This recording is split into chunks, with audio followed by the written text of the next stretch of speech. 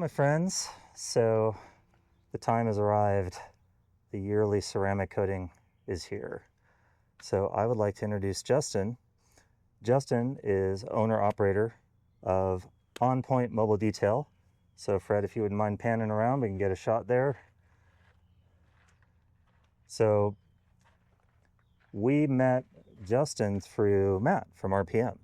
Yep. And Justin is taking over our ceramic care needs. And I thought maybe you could tell us a little bit about your mobile, your service area, and what kind of services you offer. So I do automotive and obviously recreational detailing. I can go anywhere that there's room for my truck to fit. So people's houses or in front of a business, an office, wherever's Right on. convenient for anybody. But I do full service, so not just your typical wash and wax. I'll do deep cleans and paint correction, scratch removal, ceramic coating. Which is of extreme interest to us, obviously. So yeah, it makes it a lot easier when you've got a big vehicle, having to worry about taking it somewhere. You get to... Oh my God, I know, so Fred and I have agonized over all these years of taking this thing down to Matt's. Yeah, as much as you love the guy and his oh business, my God, but it was so hard to park. So you're mobile, you come to the customer, and we're going to break this across a couple of days even, right? Which is awesome. It's convenient for me, it's convenient for you, which is fantastic. So yeah. And then what I'm impressed with is watching the operation here, which folks are going to see. We have deliberately doing this video in front of a really cruddy, dirty, messed up Airstream here. I'm really impressed with the sum total of your operation. You bring your own water. Yep. It's not only is it softened, but it's de-eyed. Yep. And you're going through, we'll go through this on the video, obviously, but you do the pre-treatment, you do the iron removal, you're doing the clay treatment. It is a true and genuine, dare I say, maybe even better than you would get at a shop. And you're mobile, which is incredible. Yeah. So yeah, I mean, I've got more of the shop classic training, so that's true. You worked in a shop for quite some time. Yeah, I got all the experience and knowledge from working at a place like that, and you were working on $1 million cars, yeah, high-end stuff. Yeah. So, I've seen my fair share. I shouldn't say were, you do, right? I do still get a fair amount. Yeah. My main operating area is typically in the Scottsdale, Paradise Valley. I've got little bubbles in Cave Creek and Fountain Hills. So Sure. I mean, wherever the call comes from, yeah. I'm typically willing to go, wherever I need to. So right on. And your availability was great. I mean, you and I chatted and scheduled a few weeks out. You came out, did an assessment, which was awesome. So yeah. And you take mobile payment, I see. So yeah. What Venmo, Visa, MasterCard looks like. So yeah, anything, whatever's the most convenient for awesome. the customer. I know some people would prefer one way or another. So. Right. Awesome. So we're going to get down to it. And as Justin works, we're going to get all kinds of details about all the steps that you're taking. And when this video is done, we're going to see how this guy resurrects his trailer. So yep, it'll look like a new beast. New beast. On the left side, you mentioned decontamination. Yes. What is that? I mean, I know what it is, but for our viewers' benefit, there's a lot of crap here, like salt and tar. Is that what you're talking about getting off? Yeah. So okay. Bugs, road grime, salt. I mean, this thing goes all over the place. Yeah. Who knows what's on there? All this black that I pick up, driving, when they're doing resurfacing and stuff. So I guess I'll get all that off. Yep. Okay. Yep. So I use it's kind of like a special, if you will, mixture of soap. Yeah. So it's stronger than what you typically use. Not quite like using Dawn dish soap or anything, but it's made to strip off all of the road grime and everything like that. Got it. And helps break down any minerals that are stuck on there.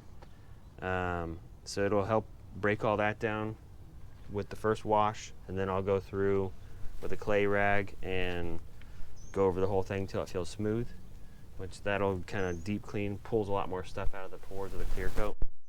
And then from there, I'll be able to start doing the paint correction or clear coat for this. get out any of the scratches and imperfections that I can. Got it. And then, and so you've, at that point in time, then you've got a nice, clean working surface. So. yeah, it'll be totally stripped of anything that could be on or stuck in the paint. And that'll keep the buffing pads working as long as possible. And it'll just make the process go a lot smoother. Okay. These make me insane, these little ouchies, because I don't know where they come from. They disappear out of space. So. Yeah, it's the nature of this big beast. Just out of nowhere.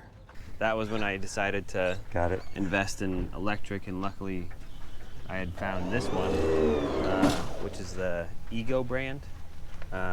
They've got those huge batteries for like outdoor tools and stuff. Right. And yeah, that right there was about as loud as it gets. So nice.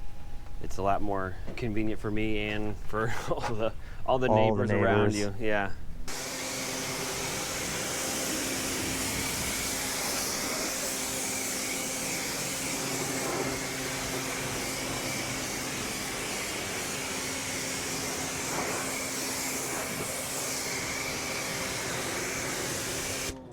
That is no joke. That's good pressure for a portable. That's amazing.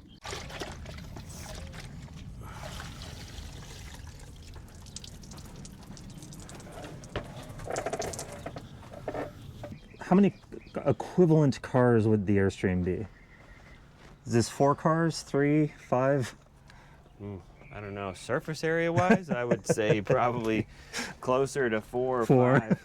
Okay. But you know, the cars have a lot more curvature, you know, hard angles and stuff, so it probably takes a little more intricate work with the cars. A little more detail there. Yeah, whereas this is just one nice big flat surface, so kind of helps kind of streamline the process a little bit, if you will. Yep, I'm with you. So as Justin explained, this, it's not a super intense soap, but he's putting it on and it sits and it helps break off a lot of this road grime and goo and crud. God knows what it all is. Yeah, and after this wash, I will do a couple of spots. I'll spray an iron remover on there and test to see if there's any reaction there. Sometimes you get there's a lot of iron in the air depending on certain areas. Like, well, I mean, especially Moab, we spend tons of time there. You get a lot of dust. Yeah, and that stuff really likes to stick in your clear coat. So really?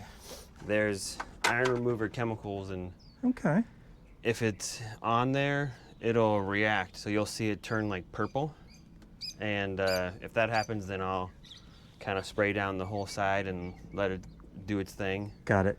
And then clean that off and then clay it. So if you don't do that, I'm just going to make a wild guess here then that acts like an abrasive and can make things not great. It also just kind of clogs up the pores, which is going to stop your ceramic from being able to penetrate. Oh, okay. So the more clear your pores of the clear coat, the better adhesion you're going to get and the longer lasting, healthier coating you're going to have in the end. So, because the main goal with the ceramic when you're applying it is to really work it in so you get as much absorption as possible. And, you know, that's what helps prevent UV damage and dirt and things like that from sticking, because the ceramic fills in and then hardens and creates that protective barrier. What's your take on, like Matt's take in the past was this trailer probably could do with 2 coats a year. What are you thinking from what you're seeing, how it's reacting to the water so far? What condition the last ceramic coating is in? Because she gets hailed on and snow and rain and baked and. Yeah, it initially had a pretty good beating to it. You know, it didn't quite look like a fresh coating. Fresh, yeah. You could tell there was still some protection there. But it'll wear. It kind of wears off, thins out as time goes on, and we've talked about that a ton. Like, you know, people ask, well, how long does ceramic? Oh, I apologize. I can get that out of your way. How long ceramic coating lasts? The answer is it depends, right? Yeah. So, well, first off, there's these days there are so many different types and formulas Oh, and brands of, okay. of coating. Some of them require a two-step or like a base and a top coat, and some are designed to just be one heavier coat. So the one that I use is one thicker coat, and they make stuff you can top onto it to increase how long it lasts. But if you're on top of the maintenance, then you probably don't need to do okay. the top coat. How often do you guys do this? I do it yearly. Once a year? Yep, I'm religious about it. The coating or the washing? I almost never wash it, and I coat it. I take it. Formerly we were taking it to Matt's. Obviously now we have a new relationship forming, but I used to do it over there once a year. Yeah, yeah. If you're on a once a year regiment, I would say there's probably not much of a need to go and put the extra product and stuff It's on just, there. I mean, if you think about it, like this poor trailer, right? It sits outside. It's been outside for a decade straight. I can't imagine not doing this, you know? Yeah, it makes sense. I mean, especially for me, obviously. Well, like, I've got I tell this story a lot, but I have a neighbor that bought a traditional fifth wheel, and then I bought my Airstream exactly the same time. And every time, once in a while we overlap, and we have our rigs next to each other on our street. Night and day difference? Night and day. Yeah, Yep. I imagine so. Yep.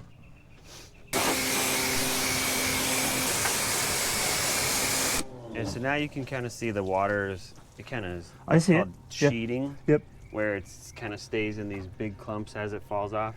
And that's where it's worn off. Yeah. Okay. Where I mean, it's definitely thinning out. If it's a fresh coating, when you spray the water at it, you'll see like immediate just Like deflection. beading. Yeah. Yeah. Well, like there's no surprise here either that this takes all the damage, right? This takes all the hail and the rain, you know. So I would imagine maybe the lower parts might be in better shape, but I don't know. Usually you kind of have a middle area where it's the best. Is that right? Because the bottom will get a lot more of the road grime. Oh, true. And stuff wearing it down from there. Gotcha. And then the top, if you have like the awnings and stuff that rub on there, that'll thin it out too. So.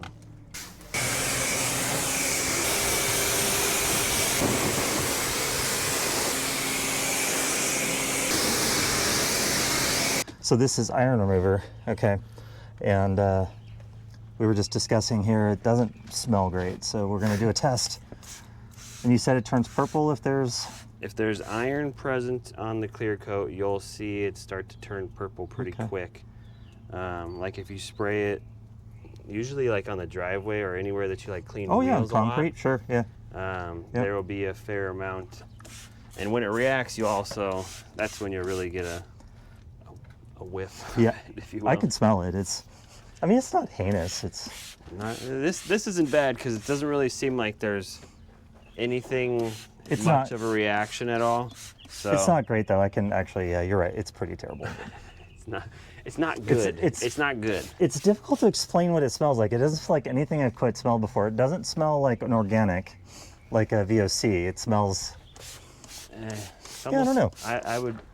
My best attempt at labeling the smell is almost like eggy with like burnt hair. Burnt hair, that's it. That's it. That's what I'm smelling. Yep. Yeah, so luckily it doesn't seem like it's reacting whatsoever. That's so great. Yeah. There's not going to be, that's one extra step that we don't really have to worry about as much. Right, so the next step, I'll show you it up close.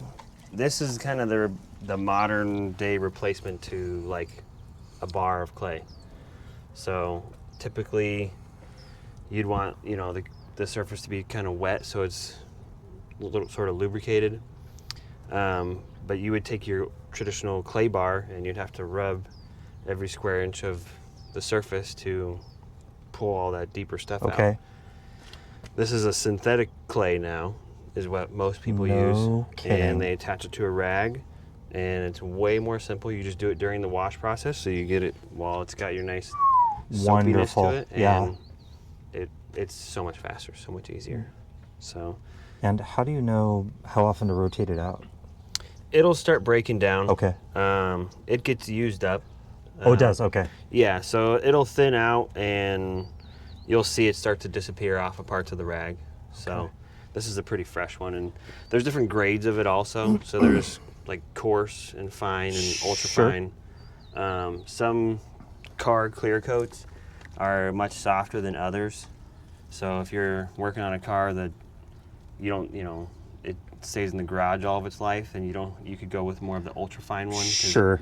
Because there's nothing on it, right? Basically, yeah, I mean. well, and usually, if it's a softer clear coat especially, the claying process can kind of leave some of those little, like, spider webbing lines in the paint from, because it's, it's not as smooth as a rag, it's still sort of like clay.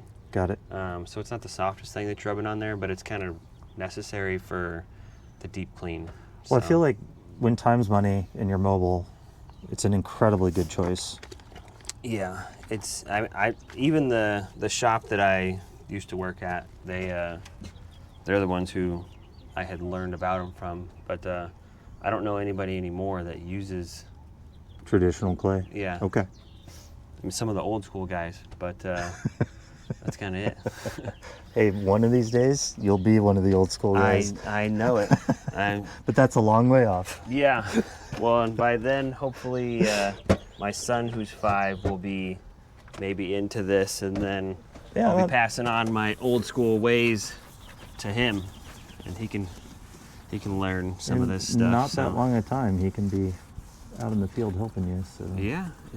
Whenever I do stuff at home, he always, he's got to be part of the process. He likes to take the power wash from me, and he wants to be the one to spray it all off. So it's fun.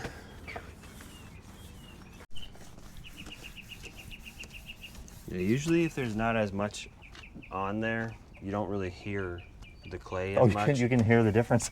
Yeah, That's nuts. You can usually hear when it's smooth, or especially like cars that have like road paint or something like that on there. You can hear that for sure.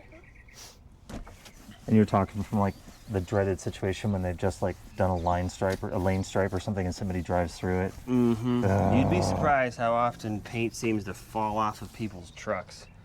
Like a bucket of paint. I see it all the time. Yeah. It's pretty surprising. And I remember there was one week at the shop where one person showed up with paint spill, it splattered from a truck. And then before you know it, we had like 6 different people from the same exact incident. Oh no! We fixed the first guy's car, and then the painter ended up just sending everyone to us, saying, this guy fixed the other one, we'll pay for it. So this is a giant microfiber towel, which is supposed to be the safest way to dry it without just using a blower. So. Safe because it doesn't scratch? Yeah. Okay. Yeah, because it's the same as a nice microfiber rag, but it's like these long twisted fibers, and you're supposed to be able to, with these big towels, they say it can hold like multiple gallons of water, so you get a nice actual dry without leaving a bunch of streaks and liquid behind. I can see, when I dry my trailer with like the little handheld ones, it's almost like they're waterproof for a little while. Yeah. They actually reject the water. This thing is doing great. It's absorbing like an actual towel. Yep.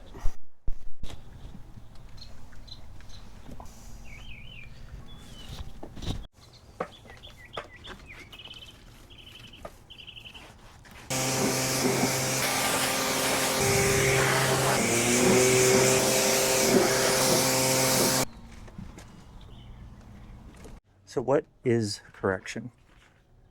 So correction is going to be using the polisher with a compound or a polish in the pad. And you've got all the, the little scratches and things like that, like defects. And correction is getting rid of those. So how it technically works is you've got your clear coat, you know, for example, it's that thick, and your scratches are going to be going downward into the clear coat. The buffer actually is removing like microscopic levels of clear coat to bring the level of the clear coat down to where the scratches are. Okay. So, and I'm thinking in my head that how you pointed out, some of the trailer still has some ceramic on it, some didn't. But is that good then? You still have some ceramic because then you're not removing any clear coat. So yeah, the ceramic is, if it's, you know, a true formula, then it should be hard enough that it's going to take some of those super light scratches, which is going to be 99% of what's on there is very, very minor, you know, nothing very deep. But yeah, the coating from the correction will be removed completely. You don't want the coating on there because it'll actually sort of reject the new coating. Okay. So like painting over old paint. Got it. Yeah. So the correction process, when you're doing a recoating, the correction process, the main goal besides the scratches is to make sure that there's no previous coating left. Got it. Those systems that use like 2 coatings, you have to do that second coat within X amount of, like usually it's like within an hour of the first layer before it's fully cured, because once it's cured, it'll actually be strong enough that it'll reject itself. Yeah, it will. Okay. I've seen some cars where people are like, oh yeah, I had it coated 6 months after I coated it the first time, and you can see that what happened. This is the correction stage. Okay. I got the polisher, which you can change the head on the pad, and so right now I've got like a medium level, if you will. This has a little bit of like a harder clear coat, and it's over, you know, metal. The material that's underneath the clear coat affects how hard the clear coat is too. Got it. So I can go a little bit of a tougher pad and still get super clean results. So what's on here is a compound, basically a buffing compound, that's just gonna work. Buffing compounds are like just a slight abrasive, is that right? Just very mild? Yeah, so think of kind of like toothpaste. Toothpaste, okay. You know, you can kind of feel the grit in it.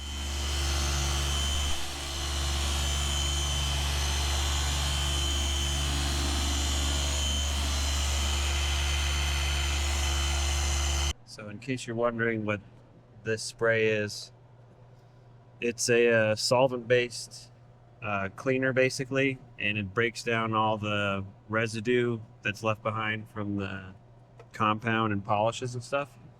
And so you use it when you're doing the wipe off and cleaning, and it makes it so that the surface is ready for, you know, if you were going to wax it, it would be ready to be waxed, or in our case, coating. Okay. You know, it leaves it clean enough for everything to get through to where it needs to.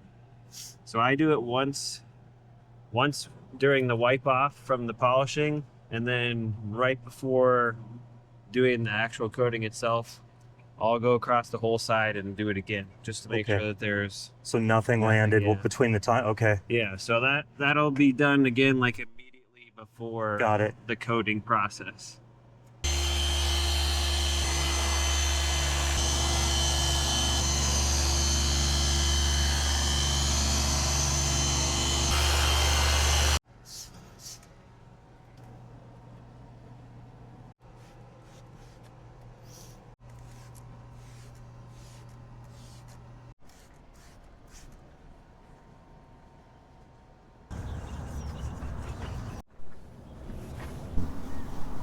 This is a special applicator. It's microfiber on the outside, but there's a plastic liner underneath. So this is specific. It's specific to this kind of application.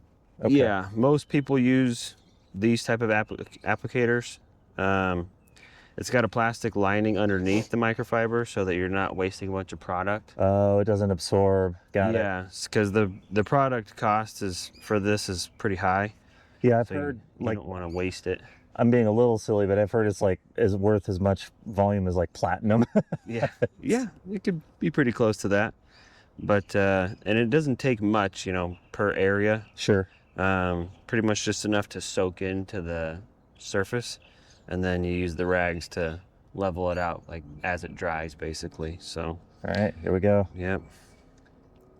But I've found that trying to be stingy with the product is Does not pay off. the way. Okay. No, if you don't put enough on there, it'll dry too soon as you're spreading it, and that's when it can get kind of ugly with the wipe off. So it's better to just soak it and slather it on there and use up as much product as it takes so that you get a good result. So I've got the coating applied to the applicator here. So what I like to do is get that initial first heavy line down right down the middle, and then kind of outline, and then I will fill in the whole panel. And what I'll do is I'll go back and forth, left to right, and then up and down, and really just try to work that coating into the clear coat as good as I can and fill it up so that all of the UV blockers and everything like that that helps protect and make this thing easy to clean and super shiny just works in there really well. You can even go over stuff like this to enhance the look of that. So I didn't know that you can apply it to non-metal parts. Yep. This coating in particular is good on pretty much anything. Oh. The only thing that this coating does not like is glass. Like windshields that need to be constantly wiped, or the wipers will be going back and forth the whole time. Got it. Because I guess eventually that coating will break down a little quicker because of that constant friction and rubbing. That makes sense.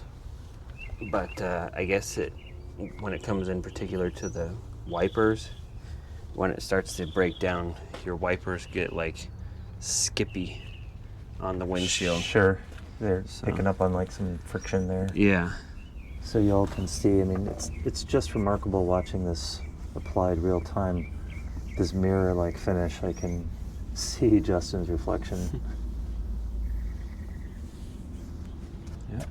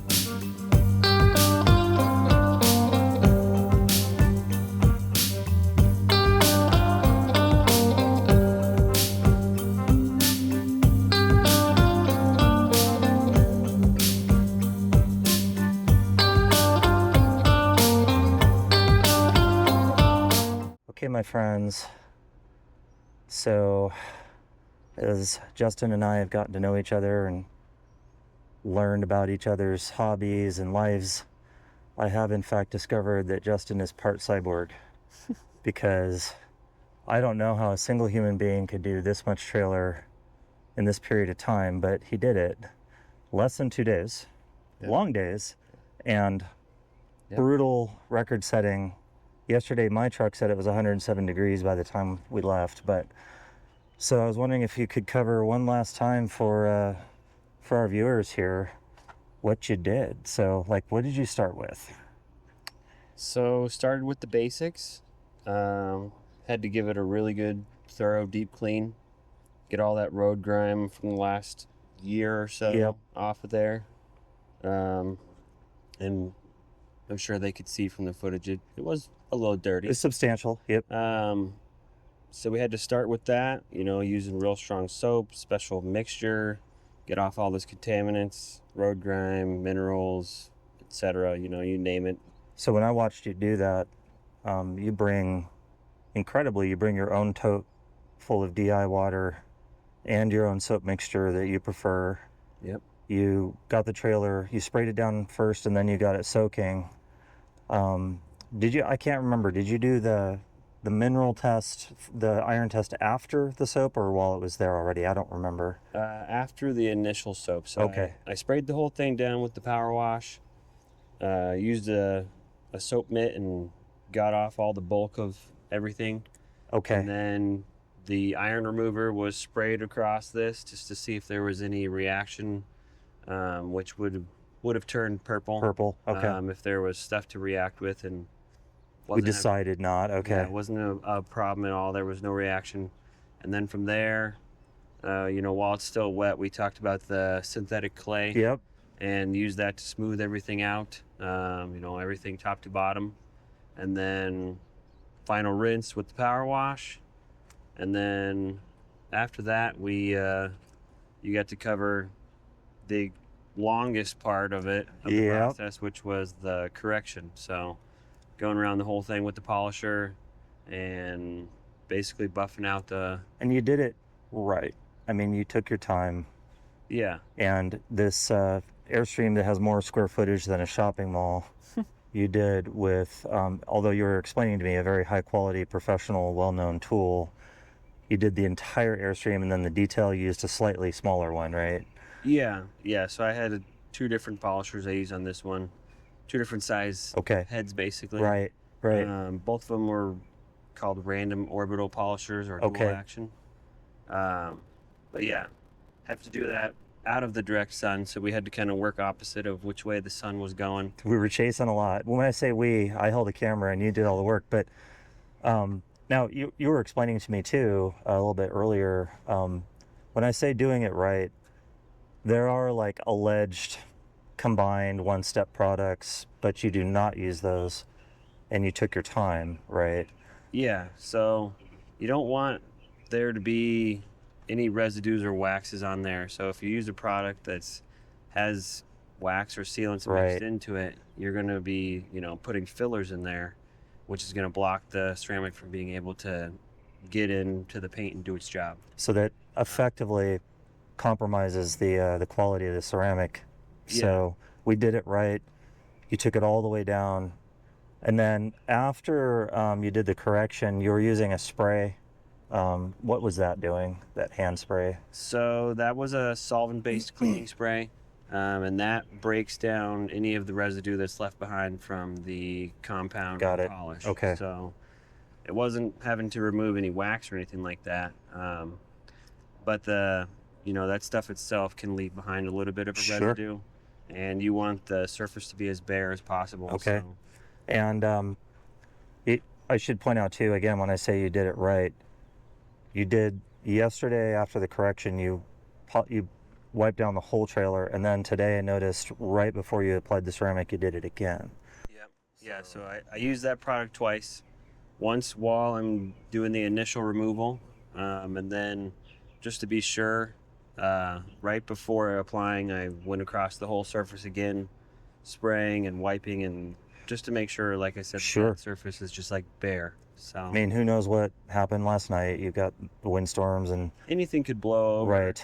I could have missed a spot, wiping off the polish, and the last thing you want to do is find that while you're putting the ceramic on. So it's better just to be sure and just do it again. So no, I know this isn't exactly the most apt analogy, but after all that work, finally applying the ceramic was pretty quick. I mean, relatively speaking. And the analogy that I use is almost like painting. Like 80% of it is masking and all the stuff I hate, and then you finally get to do the good, juicy part.